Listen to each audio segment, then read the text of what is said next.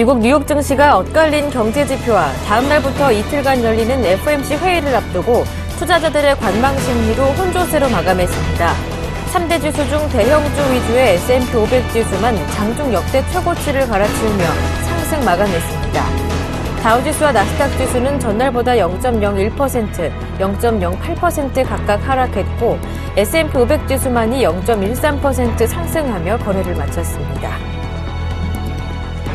미국 경제 지표가 부진했다는 소식에 투자 심리가 위축되며 유럽 증시가 하락 마감했습니다. 종목별로는 자동차주가 투자 의견 하향 조정 소식에 약세를 보였습니다. 영국 증시는 0.07% 상승했지만 독일 증시는 0.08% 밀렸고 프랑스 증시는 0.5% 가까이 내림세를 보였습니다. 애플이 시장의 예상치를 크게 뛰어넘은 어닝 서프라이즈를 달성했습니다. 애플은 28일 회계연도 기준 4분기 매출이 375억 달러, 주당 순이익은 8달러 26센트를 기록했다고 발표하며 당초 시장에서의 예상치인 매출 369억 달러, 주당 순이익 7달러 96센트를 상회했습니다. 애플은 4분기에 아이폰 3,380만 대, 아이패드는 1,410만 대를 판매했다고 밝혔습니다. 아이폰의 판매량은 전분기 대비 26% 증가한 규모입니다. 미국의 지난달 잠정주택 판매가 넉 달째 감소세를 이어가며 3년 4개월 만에 가장 큰 감소세를 기록했습니다. 미국 부동산 중개인 협회는 지난 9월 중 미국 잠정주택 판매 지수가 전월 대비 5.6% 하락한 101.6을 기록했다고 발표했습니다. 이는 시장에서 예상했던 0.1% 상승 전망치를 크게 밑돈 것으로 지난 2010년 5월 이후 3년 4개월 만에 가장 큰 하락폭입니다. 주택 판매가 부진한 이유는 지난달 모기지 금리가 2년 내 최고치를 기록하면서 일부 잠정 주택 구입 수요가 다시 주춤한 분위기로 돌아섰기 때문입니다. 미국의 지난달 산업 생산이 지난 2월 이후 최대폭으로 상승했습니다. 하지만 핵심인 제조업 생산은 0.1% 상승에 그쳐 우려를 키우고 있습니다. 미국의 연방준비위원회는 지난달 산업 생산이 0.6% 올랐다고 밝혔습니다. 이는 0.4% 상승을 내다봤던 시장 전망치와 이전치를 모두 상회하는 수준입니다. 산업 생산 지표는 제조업과 광산업, 전력업에서의 생산을 의미하는 것이며 이 중 75%를 차지하는 제조업은 0.1% 오르는 데 그쳤습니다.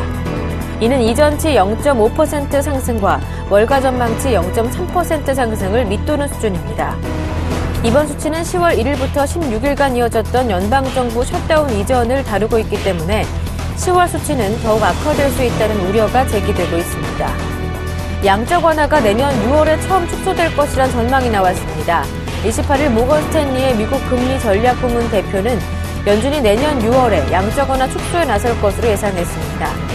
그는 연준이 양적 완화를 축소하기 위해 GDP 증가율 개선을 필요로 할 것이지만 최근 추세 2%를 웃도는 성장세 개선은 올해 4분기보다는 내년 1분기에 나타날 가능성이 높다고 봤습니다.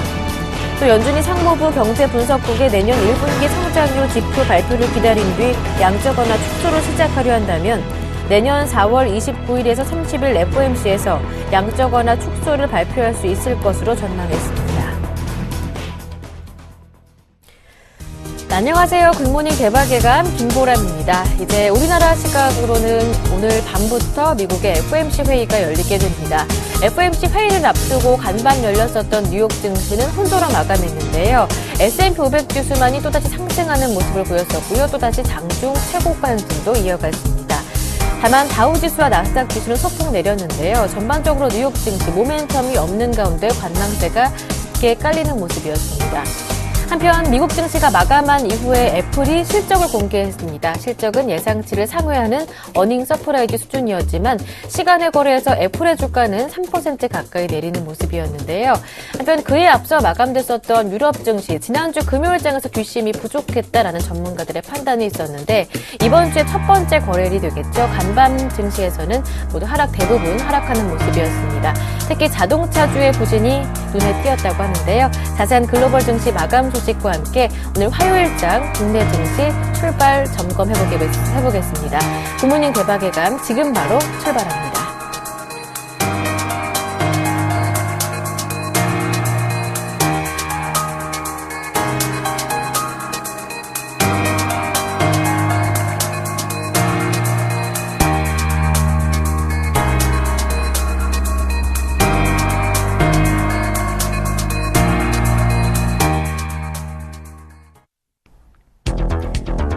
중국의 부동산 시장 버블에 대한 우려가 높아지는 가운데 거부들은 이미 부동산 시장에서 발을 빼며 내년 큰 폭의 가격 조정 가능성이 떠오르고 있습니다. 네, 글로벌 증시 마감 소식과 함께 주요 이슈들을 다뤄보겠습니다. 레이크쇼어 인베스터스의 이현민 이사님 모셨습니다. 안녕하세요. 안녕하십니까. 네, 먼저 간밤 마감됐었던 뉴욕 증시와 유럽 증시 상황부터 체크를 해보겠습니다. 일단 FOMC 회의를 앞두고 있는 상황입니다. 뉴욕 증시 관망세가 짙게 깔리는 모습이었고 유럽 증시도 지난주 뒷심이 부족했지 않았나 이렇게 판단하셨었는데 또다시 하락으로 마무리가 됐습니다. 자세한 내용들, 그 안에 담겨있는 상황들 정리해 볼게요. 그렇습니다. 오늘 뉴욕 증시는 혼조세로 마감이 됐습니다. 네. 오늘 장 마감 후에 애플이 실적을 발표를 했고요. 이 내용은 시장에 큰 영향을 미치지는 못했습니다. 네. 전반적으로 뉴욕 시장은 추가적으로 상승 여력이 있느냐 이런 그 밸류에이션 논쟁이 조금 더 짙어지는 이런 흐름이었습니다. 오늘 다우지수는 큰 변동이 없었는데요. 지수 폭으로는 1포인트가 내렸습니다. 15,568포인트, 퍼센테이지로는 0.01%가 하락이 됐고요. 나스닥은 0.08%가 내린 3,940포인트로 마감이 됐습니다. S&P 500 지수는 상승세를 지켰습니다. 0.13%가 상승한 1,762포인트로 마감이 됐습니다. 오늘 이제 장 마감 후에 이번 주에 가장 관심이 많았던 애플이 실적을 발표를 했습니다. 총평을 드리자면 지난해보다는 장사를 좀 못했다. 매출은 늘어났지만 마진율은 여전히 좀 떨어지고 있다라고 볼 수가 있겠고요. 오늘 주가는 시간의 거래에서 다소 하락세가 나왔지만 방송이 시작하기 바로 전에 제가 가격을 확인한 바로는 현재 플러스권까지도 올라오는 이런 반등 흐름이 나오고 있는 상태입니다. 또한 JP모건이 자동차 업종의 투자 의견을 비중 확대해서 중립으로 하향된 이런 부분도 시장의 좀 그 악재성 요인이라고 볼 수가 있겠고요. 긍정적 요인으로는 시장 강세론자인 제레미 시겔, 이 펜실베니아대 와튼 스쿨 교수죠. 뉴욕 증시가 추가적으로 상승 여력이 더 많다. 이런 내용이 호재로 작용이 됐습니다. 다만 경제 지표는 부진한 부분과 엇갈린 내용이 같이 이제 포함이 됐는데요. 9월에 산업생산 지수 0.6%가 전월 대비 상승한 것으로 나왔습니다. 그렇지만 관심을 모았던 이 세부 항목의 제조업 지수는 0.1% 상승이 그쳐서 평균 수치를 좀 미달한 부분이 부정적 영향이라고 볼 수가 있겠습니다. 오늘 뉴욕 증시는 역시 오늘부터 이제 시작되는 이틀간의 연준 회의에 따른 관망 심리가 조금 더 짙어진 것으로 볼 수가 있겠습니다. 유럽 증시는 전반적으로 하락세가 좀 두드러졌는데요. 영국은 0.07% 올랐지만 독일과 프랑스, 이탈리아, 스페인 모두 하락세가 좀 나왔고요. 포르투갈 PSI 20 지수는 0.76% 오르면서 그나마 좀 선전을 했습니다. 이렇게 유럽 증시가 다소 부진한 부분은 푸조나 르노, 피아트, 그다음에 다임러 등 주요 자동차 메이커의 주가가 JP모건이 자동차 업종의 투자 비중을 중립으로 하향한 부분이 주가의 하락 요인이 짙게 나타난 결과가 많은 영향을 미쳤다라고 볼 수가 있겠습니다. 네, 이렇게 글로벌 증시 마감 소식부터 자세하게 알아봤습니다. 한편 글로벌 자산 시장의 버블에 대한 우려가 연일 지속되고 있는 가운데 그 첫 번째 타자는 중국의 부동산 시장이 될 것이다. 이러한 걱정도 만만치가 않습니다. 그렇습니다. 이 얘기가 이제 수면 위로 올라올 것으로 보이는데요. 예. 아마도 내년 1분기 때 이 내용을 아마 우리 시장도 잘 관찰을 해야 될 것으로 보입니다.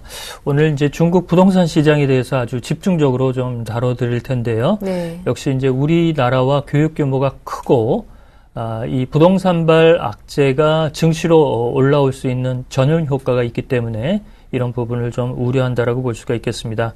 특히 자산시장에 거품이 끼었다라는 경고는 현재 투자은행뿐만 아니라 주요 중국의 내부적인 상황에서도 부동산의 거품을 우려하는 이런 그 목소리가 커지고 있고요. 가장 현재 조심스러운 그런 움직임이 나타나는 것은 부동산의 거부들이 네. 중국에서 발을 빼고 있다는 점이 현재 아주 걱정스러운 모습이라고 볼 수가 있겠습니다. 먼저 말씀을 드리자면 중국 최고의 부호인 리카싱 회장이 상하이의 현재 상업용 빌딩 90억 달러, 홍콩 달러 정도 수준인데요. 이미 이제 매각을 했고요. 광저우의 부지도 현재 매각을 추진하고 있습니다. 중국이 다음 달 중순에 있을 현재 추가적인 이런 그 회의를 앞두고 중국의 부동산 시장에 세금을 올리고 투기적 수요를 차단하는 구조적인 이런 여파가 조금 더 심화될 것을 미리 선제적으로 현재 비껴나가는 이런 모습이라고 볼 수가 있겠습니다. 이러면서 이들 자산들이 현재 런던의 부동산 시장이나 유럽, 가까운 우리나라에도 현재 제주도의 땅값을 올리는 이런 부정적인 여파까지도 나오고 있는데요.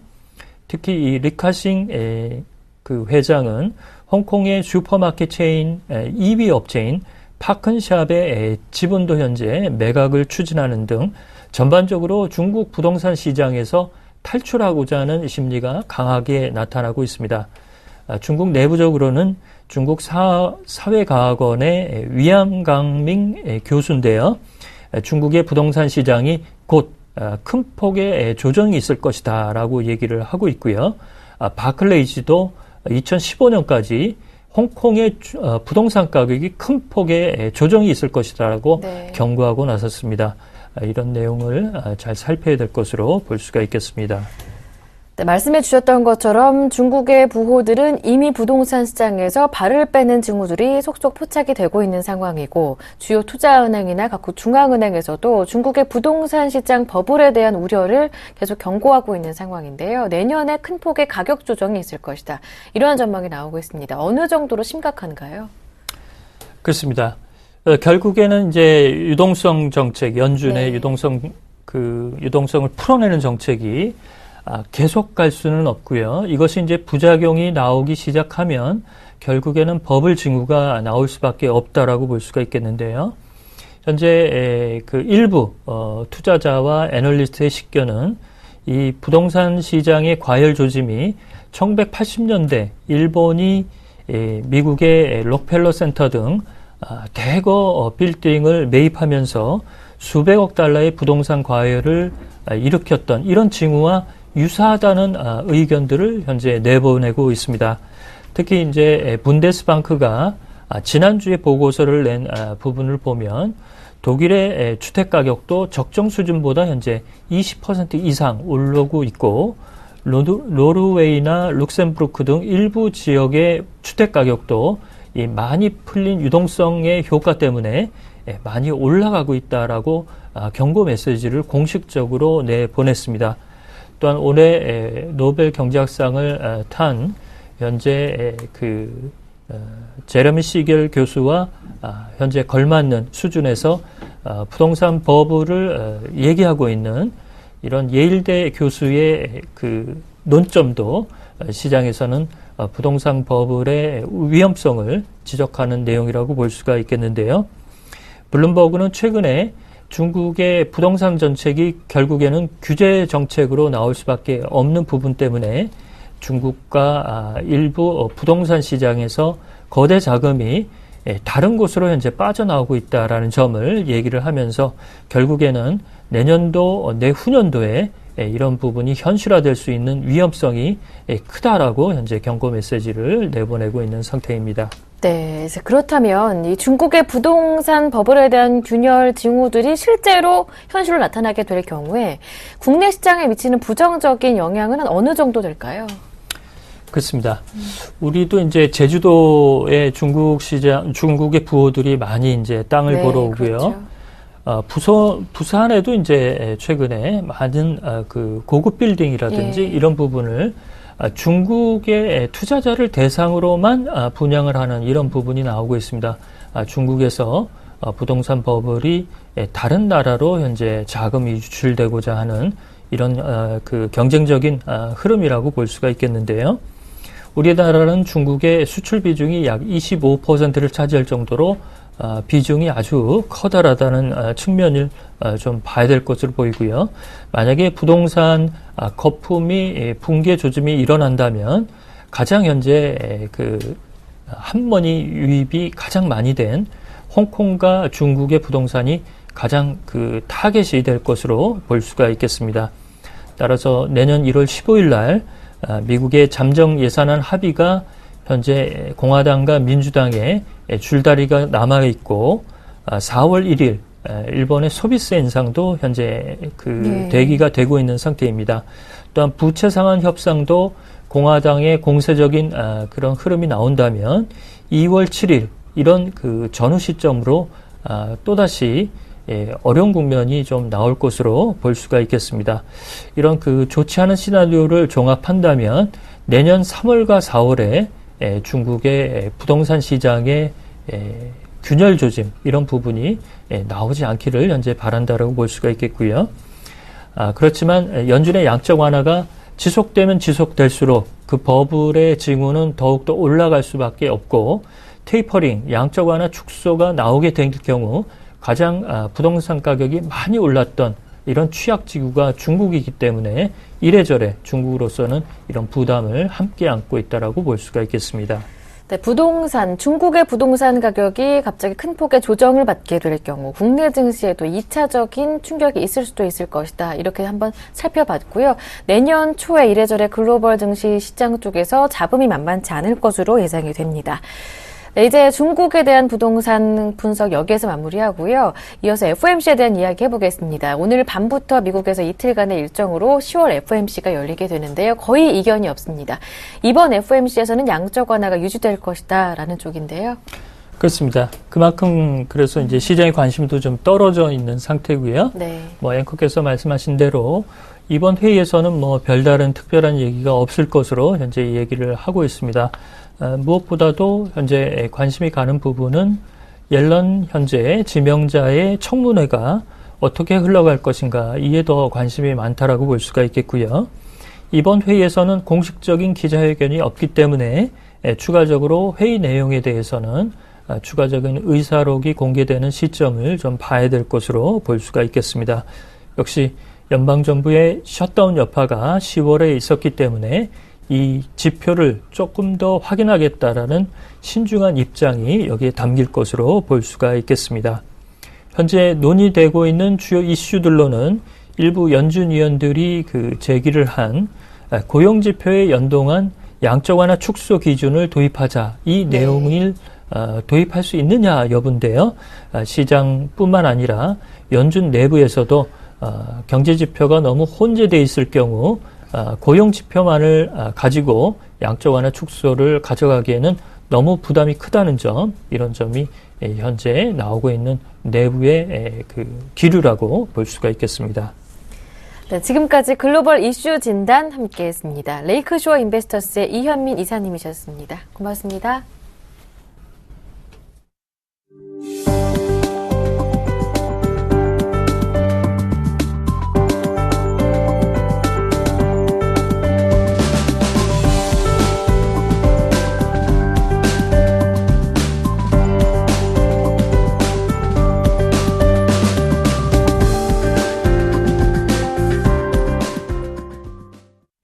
오늘장 전략 시간으로 곧바로 이어가겠습니다. 매주 화요일은 주간 기준으로 특징을 보였던 업종, 테마주 흐름들 모두 짚어드리는 시간 마련하고 있는데요. 제이비스탁의 김진경 연구원님 모셨습니다. 안녕하세요. 네, 안녕하세요.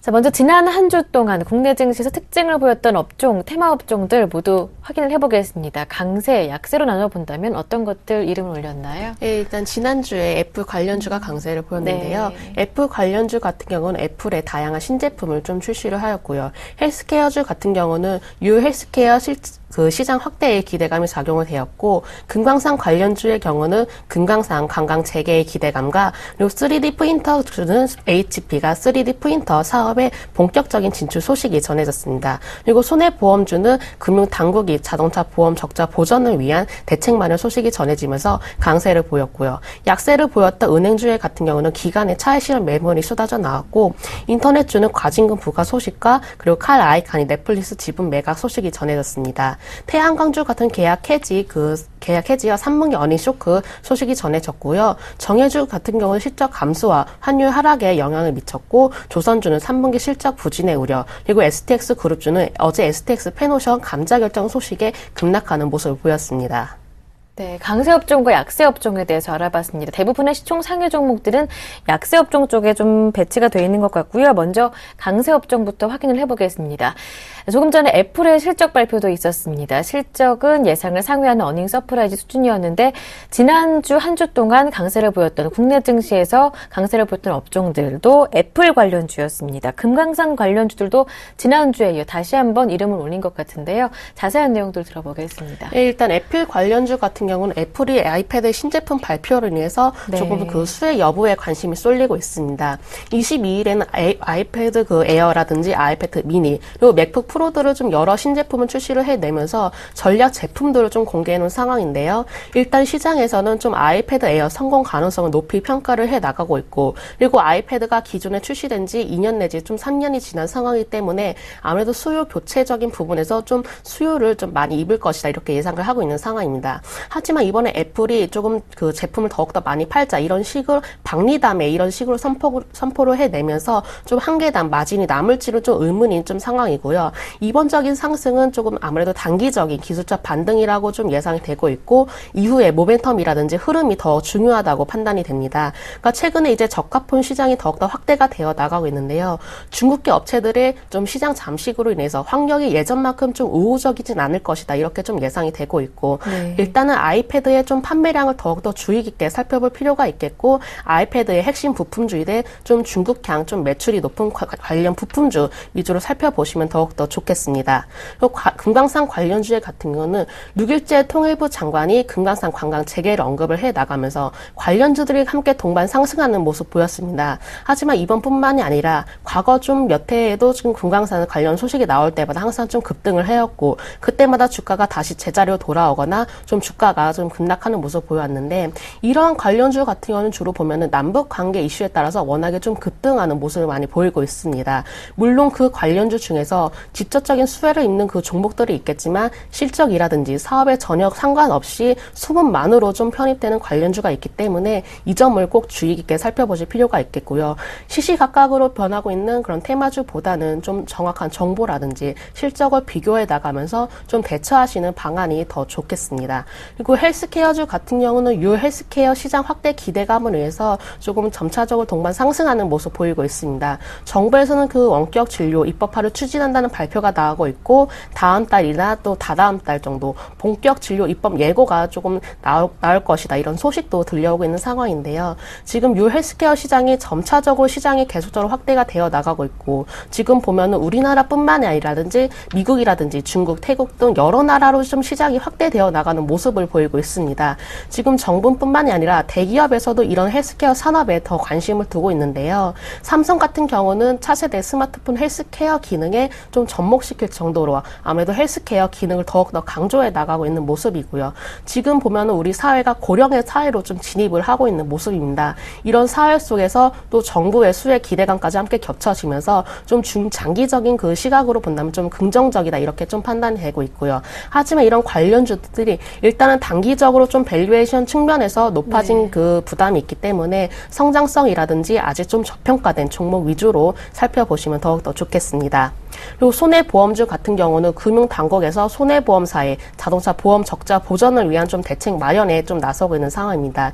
일단 당국에서는 올해 자동차 보험료를 인상하지 않기로 했었고, 그리고 대신에 적착폭이 큰 그 손해보험사에 좀 지원세 모색을 하고 있는 상황인데, 이러한 점이 아무래도 그 투자자들의 그 심리를 좀 더 완화를 시킨 것으로 좀 보여집니다. 대신에 이제 보험사들이 지금 자산운용을 좀 올려가면서 적착폭을 어느 정도 메꿨다면은 사실은 중소형 보험사들은 조금 이런 사업 중단 좀 심각하게 고려하고 있는 상황이기도 했고요. 그러니까 이런 정책들이 단기간에 좀 효과가 나타나지는 않겠지만 이제부터 정책 기대가 점차 강화되어 나가고 있는 점, 그리고 자본 규제가 완화된다는 점을 본다면은 좀 중장기적인 관점에서는 좀 긍정적이다 이렇게 말씀드리겠습니다. 네, 애플 관련주 같은 경우에는 신제품의 판매량, 반응 유익 주의 깊게 살펴보시면서 조금 더 보유하셔도 될 것 같고요. 손해보험주 중장기적인 관점이 필요하다. 강세업종 앞으로 대응 전략까지 알아봤습니다. 이번엔 약세업종 확인해 볼게요. 어떤 것들 주의 깊게 살펴볼까요? 일단 은행주 같은 경우는 그동안에 가파르게 상승세는 그렇죠. 있어 왔는데 네. 그 기관들의 좀 매물로 인해서 좀 약세를 보여왔습니다. 그동안에 올랐던 이유를 보면은 경기 회복이라든지 은행들의 실적이 크게 개선될 것이다 이런 기대감이 반영이 되었는데요. KB금융이라든지 하나금융지주 이런 3분기 실적이 긍정적으로 발표가 되었지만 실적 발표가 나오면서 기관들은 일단 차익 실현을 나간 것으로 보여지고 그동안 좀 가파르게 오른 탓에 아무래도 주가는 잠시 좀 조정을 보일 것으로 예상됩니다. 하지만 이미 경기 회복이라든지 실적 개선 그런 기대감이 주가에는 이미 선반영된 상태이기 때문에 좀 전처럼 주가가 빠르게 오르지는 않을 것으로 예상되고 있습니다. 인터넷주 같은 경우는 공정거래위원회가 표시 광고법 위반으로 포털 3사에 과징금 600억 원가량 좀 물리기로 했다는 소식이 전해졌습니다. 칼 아이칸이 인터넷 동영상 스트리밍 업체인 넷플릭스 그 주식을 대거 좀 매도했다 이런 소식도 전해졌고요. 일단 넷플릭스 주식 299만 주를 좀 매도를 하면서 그 페이스북 다른 인터넷주에 좀 영향을 미쳤고 따라서 우리나라 시장에도 좀 영향을 상당 부분 미쳤습니다. 하지만 이는 좀 단기적인 시각에 좀 불가하다 이렇게 좀 판단이 되고 있는데요. 조금 더 인터넷주를 장기적인 시각으로 본다면은 스마트폰이라든지 LTE 보급 확대로 인해서 좀 사용자가 증가를 해 나가고 있고 또한 모바일 광고 시장이 더욱더 폭발적으로 좀 성장해 나가고 있는 모습입니다. 그리고 다양한 이런 메신저를 통해서 좀 가입자를 확보했다는 점도 앞으로도 좀 실적을 한 번 더 기대를 해볼 수가 있겠습니다. 태양광주 같은 경우는 업황 회복 기대감을 위해서 그동안 주가가 강세를 계속 보여왔습니다. 하지만 그 계약 해지라든지 3분기 어닝 쇼크 소식들이 전해지면서 함께 급락하는 모습 보였는데요. 네. 일단 장기적으로 보면은 태양과 수급 밸런스가 개선될 것이다. 이런 기대감이 좀 작용을 했지만 막상 결과를 열어놓고 보니 좀 아무래도 실적에 가장 큰 문제가 작용이 되었습니다. 따라서 단기적으로는 좀 주가의 그 조정이 불가피할 것으로 좀 예상이 되고 있고요. 조선주 같은 경우는 그동안 가파르게 상승세를 이어오다가 지난 25일 삼성중공업이 시장 예상을 하회하는 실적을 발표를 하였습니다. 일단 주가가 단기간에 좀 급락을 했기 때문에 좀 기술적 반등을 노릴 수도 있겠지만 좀 중기적인 시각으로 바라본다면은 조금 지속적으로 수주 목표량을 좀 달성해 나가고 있고 경기 회복 국면에 접어들었기 때문에 추가적으로 좀 업황이 개선될 것이다. 이렇게 좀 전망됩니다. 네, 한 주간 약세를 보였던 업종까지 앞으로의 전망 들어봤습니다. 그렇다면 앞으로의 한 주 동안 우리가 관심을 둘 만한 업종이 있다면 어떤 것들인지 연구원님 의견을 들어볼게요. 간략하게 들어볼까요? 네, 이번 주는 좀 아무래도 워낙 강세로 인해서 좀 내수주 위주의 네. 홈쇼핑주와 음식료주 살펴보겠습니다.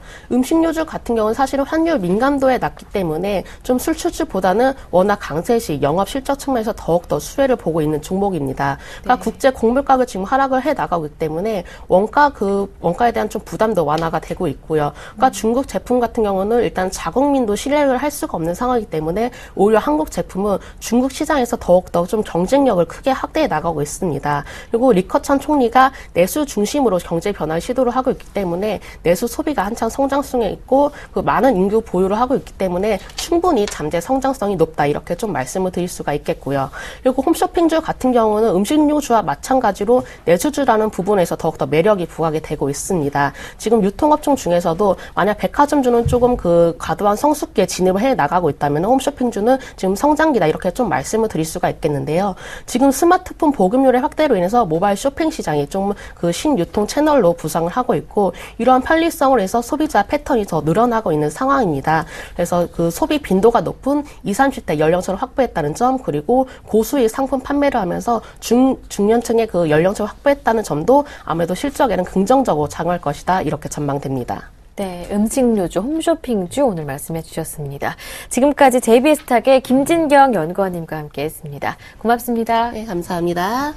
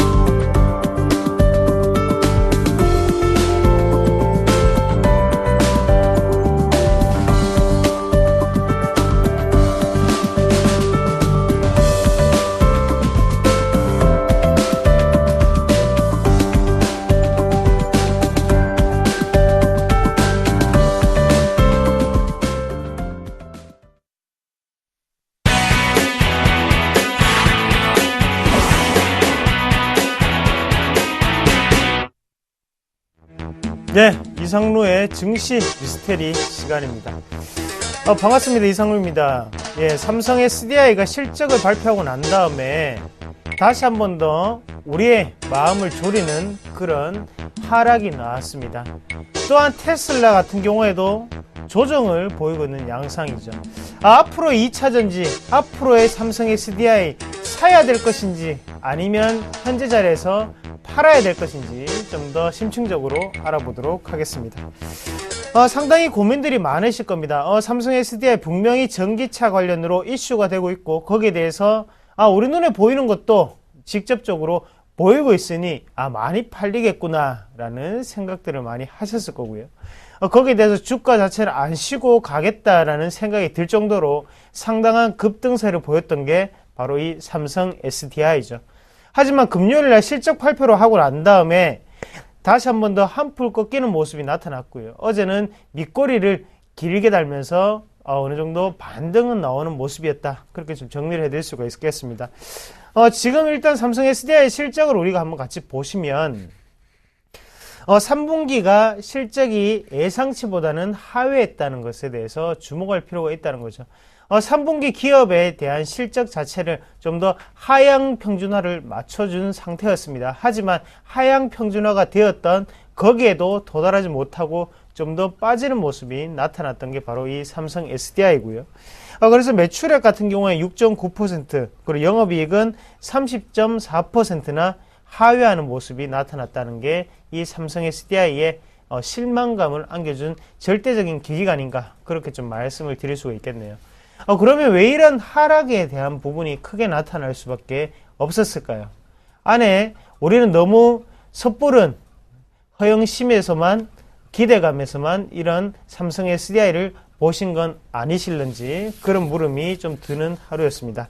같이 매출 구조를 한번 살펴보시면요. 현재 PDP와 그리고 2차 전지가 대부분의 매출처를 차지하고 있는 게 바로 이 삼성 SDI입니다.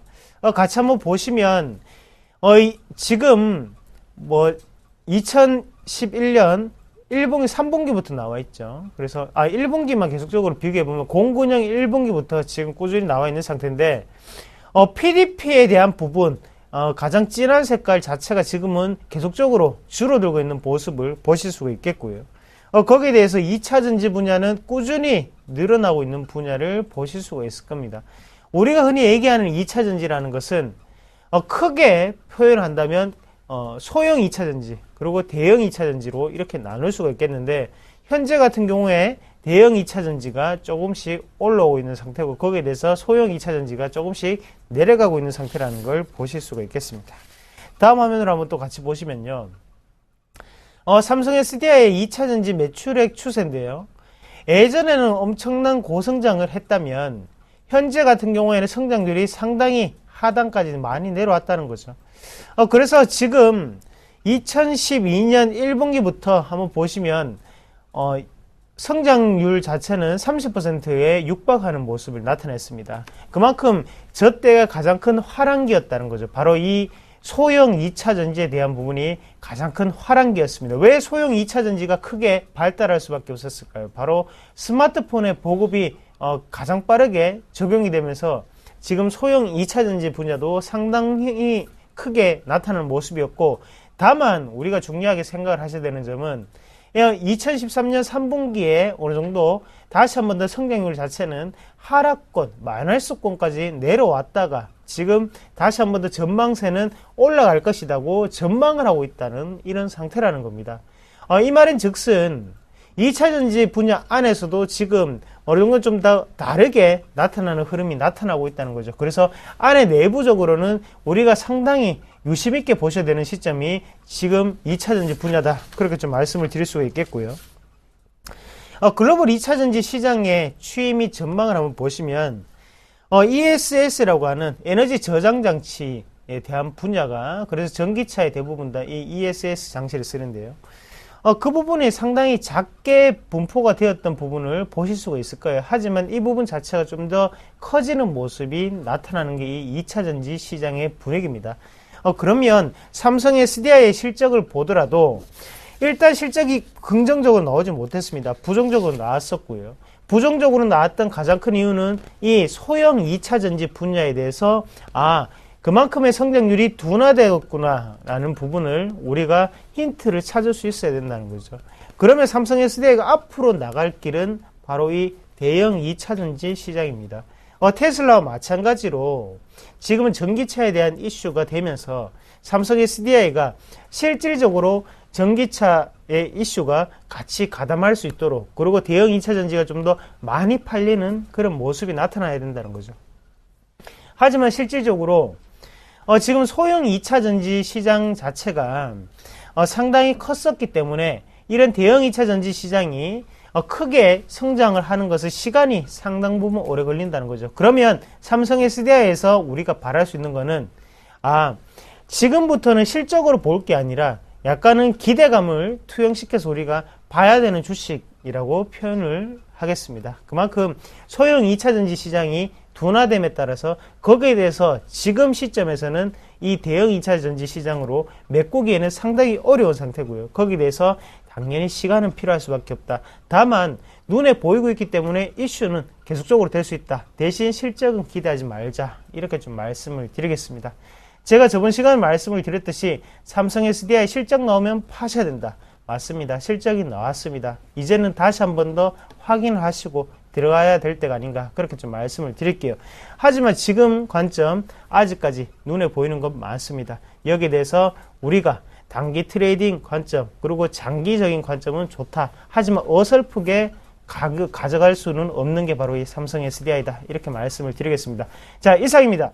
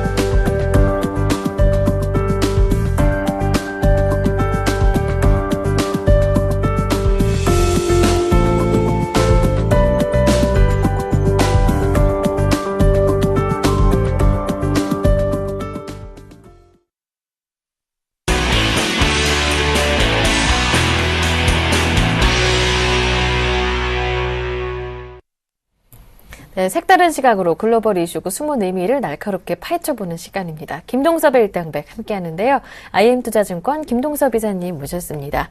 안녕하세요. 네, 안녕하세요. 네, 김동섭의 일당백 첫 번째 라운드 출발합니다.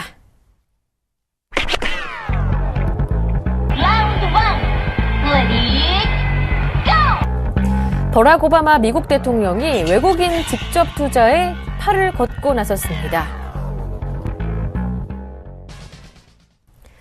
네, 미국의 버락 오바마 행정부가 외국인의 직접 투자를 늘리기 위해서 발벗고 나섰다고 합니다. 사상 처음으로 미국 상무부가 주최하는 투자 유치 컨퍼런스도 열 예정이라고 하는데요. 사실 대통령이 나서서 하는 그런 것은 사실 신흥국에서나 좀 네. 가능한 일인데 미국에서 이런 일이 벌어지고 있다. 결국 이제 외국인 투자자들이 미국의 어떤 정치적인 부분이라든가 경제적인 부분에 상당히 부담을 느끼고 있다라는 것을 반증하는 거죠. 특히 법인세가 어마어마하게 높습니다. 그러니까 사실 미국에 투자해놓고 이익을 볼래도 법인세 때문에 부담이 된다라는 부분. 또 하나는 지금 미국이 민주당 공화당의 정책적인 부분으로 셧다운이 생기면서 시장의 불확실성이 커지는 부분, 이런 부분들이 외국인 투자자들로 하여금 투자를 꺼리게 하는 그런 상황이 발생했죠. 문제는 이제 미국이라는 나라에서 이런 현상이 나타나고 있다는 것은 상당히 좀 부담이 되는 겁니다. 여기서 우리가 이제 한쪽으로 생각한다면 오바마 대통령이 뭔가 정책적으로 변화를 가져올 수도 있다라는 기대 심리를 자극할 수 있죠. 그게 아마도 시장에서 얘기할 수 있는 이제 법인세 인하에 대한 부분이 제기될 수 있고, 이것은 이제 미국 기업이 가지고 있는 사실은 해외에서 벌어들이는 돈도 상당히 많기 때문에 법인세 인하로 인해서 미국 투자가 늘어날 수 있는 계기가 될 수 있다라는 걸 생각한다면 사실 위험 속에서 새로운 기회를 맞이하려고 노력하는 오바마 대통령이 어떤 정책적인 변화를 확인할 수 있는 부분이 아닐까라는 부분을 생각해야 될 것 같고요. 여기서는 미국이 외국인 투자가 늘어나야만이 사실은 미국 경기가 더 살아나는데 도움이 됩니다. 왜냐하면 기업의 고용이 늘 것이고요. 그 고용을 실업률을 낮추는 그런 결과를 가져올 수 있다는 것을 오바마 대통령이 아마 깨닫는 그런 과정이 아닌가라고 본다면 향후 미국의 투자 어떤 유치에 상당한 영향을 좀 받을 수 있는 그런 상황을 만드는 것이다라고 봐야 될 것 같습니다. 네. 첫 번째 라운드 함께 했고요. 이어서 두 번째 라운드 곧바로 시작하겠습니다.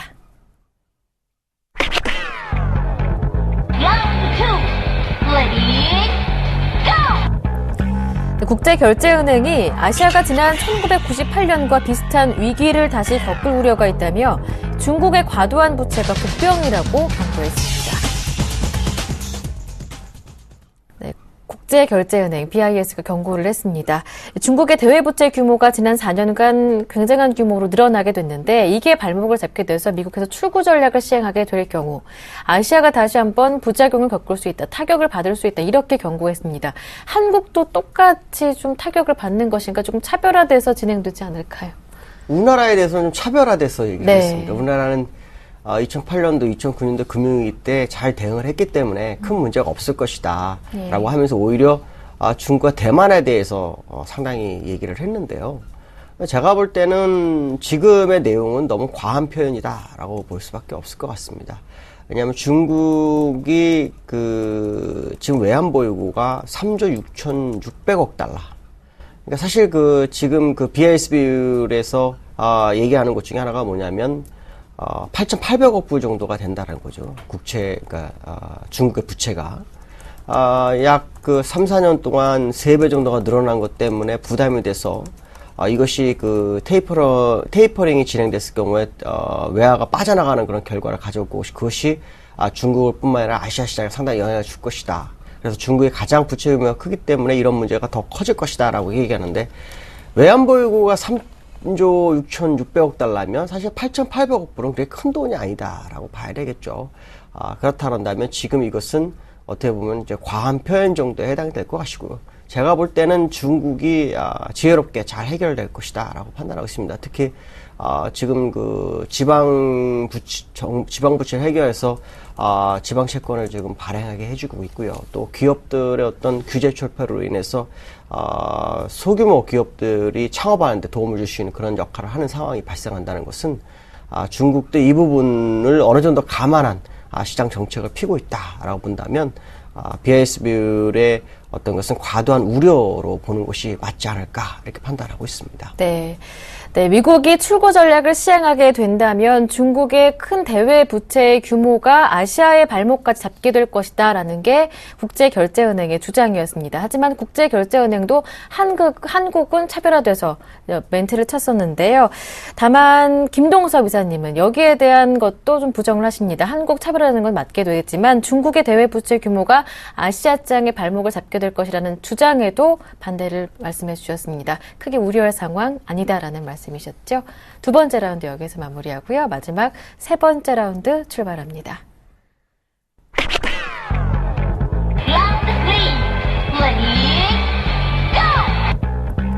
엔화가 다시 강세로 돌아서면서 일본 주식시장의 제2 랠리 가능성도 사라졌다고 월스트리트저널이 보도했습니다. 네, 올 들어 아베노믹스의 힘으로 엔화 약세가 진행되면서 일본 증시도 랠리를 펼쳤었는데 이러한 흐름도 이제 끝이다라는 게 주장입니다. 그러니까 엔화가 지금 시장에서는 105엔대까지 예상을 했었어요. 뭐 네. 한때는 110엔까지 얘기했는데 지금 일단 강세로 전환을 했죠. 그래서 일단 100엔 밑으로 내려갔고 미쓰이 스미토모 은행 같은 경우에는 90엔대 초반까지도 시장을 보고 있죠. 이런 부분을 본다 그러면 엔화가 일단 약세 기조는 벗어났다라고 봐야 될 것 같고요. 엔화 약세는 아베 신조의 세 가지 화살 중에 가장 중요한 역할을 하는 부분이기 때문에 이것이 주가의 랠리에는 상당한 부담으로 다가올 것이다라는 부분이고요.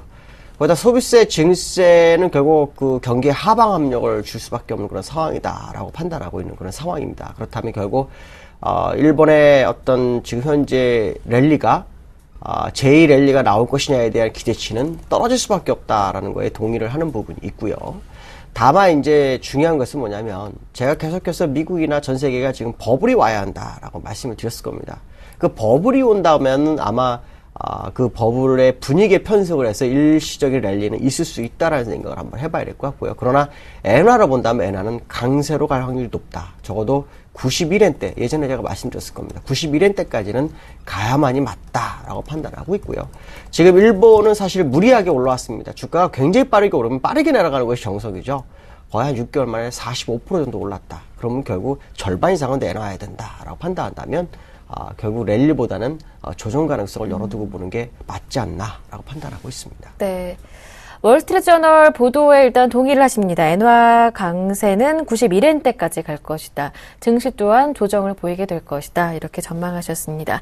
지금까지 IM투자증권의 김동섭 이사님과 함께했습니다. 고맙습니다. 네, 감사합니다. 자, 화요일 아침 시작합니다. 몸은 조금 피곤하시더라도 마음만은 또 상쾌하게 행복하게 출발하셨으면 좋겠습니다. 저는 수요일에 다시 올게요. 고맙습니다.